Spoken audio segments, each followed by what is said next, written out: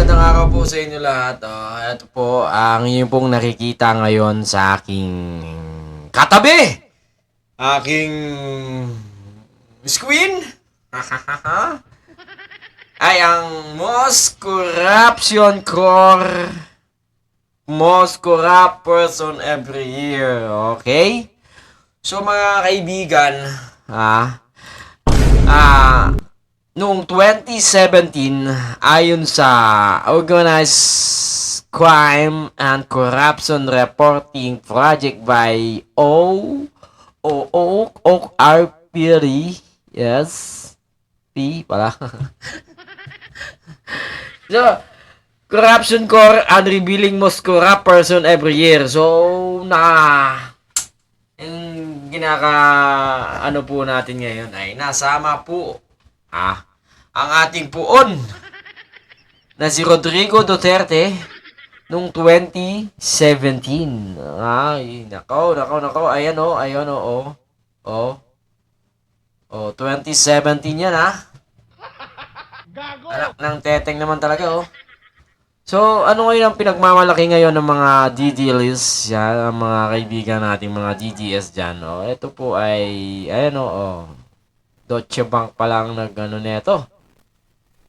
Ang may datos. Tragis na yan. Most corrupt person every year. So, nasama pala tayo noong 2017. So, ito po ang ni Rodrigo Duterte ay through organized crime, corruption. Ito, pusahin natin to. Former President Rodrigo Duterte was named as the most corrupt person of the year 2017. Reports for more than 1,000 extrajudicial killing and various violation of human rights. Sabi na naman ng mga kapwa natin, DDLs mga kaibigan, most corrupt daw, most corrupt lang. Ibig sabihin ang corruption sa kanila ay pera-pera lang. Kasi wala silang alam, wala silang kamalay-malay na inuuto na sila ng poon nila. Legit to, mamen. Legit na legit. Wala pong halong politika doon. Dahil nanggaling sa ibang bansa ang datos. Wala hong green lawan doon. Walang mga dilawan. Walang mga pulahan. Walang mga pink lawan. Ay nako. Ipagmalaki nyo pa po ang kanyang puon, Eto, tangina nyo, mga hayop kayo. Oh, shit. What the fuck is real, man? Amen. Okay. Ay, nako.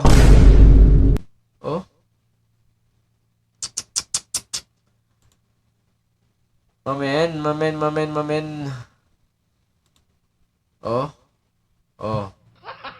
Lodi sana kaso sumasali sa politika, matik unfollowed.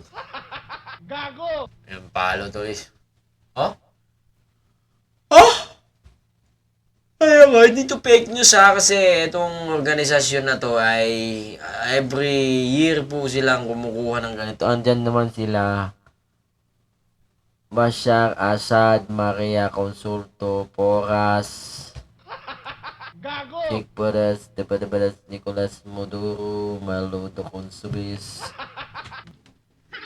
Mga DDLs kayo, mga sandamukal kayo, mga tandukos, mga putang inakamatis kayo.